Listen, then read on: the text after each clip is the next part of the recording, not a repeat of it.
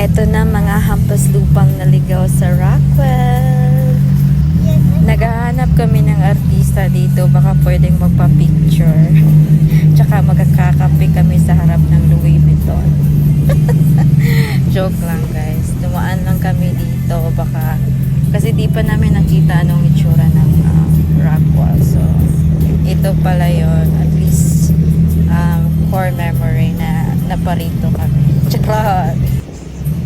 Gusto ko sanang bumaba sa Gucci para mag-TikTok, pero hinarangan ako ng guard. Na-realize ko na iba pala yung Rockwell na. Tsaka nagtingin-tingin kami dito, tubig lang for now yung ma-afford namin. So, hindi talaga bagay yung mga namin sa Rockwell.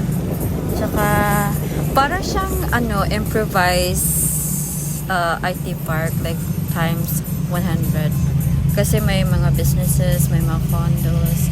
Also, there's mall, which they call power plant. Kung dun ka mag-go-grocery, dapat may 20,000 for 1 week na konsumo, di ba? Ito na. So, ito siya. Maganda naman. It's nice. And, yeah. It's nice. So, that's it. Bye-bye.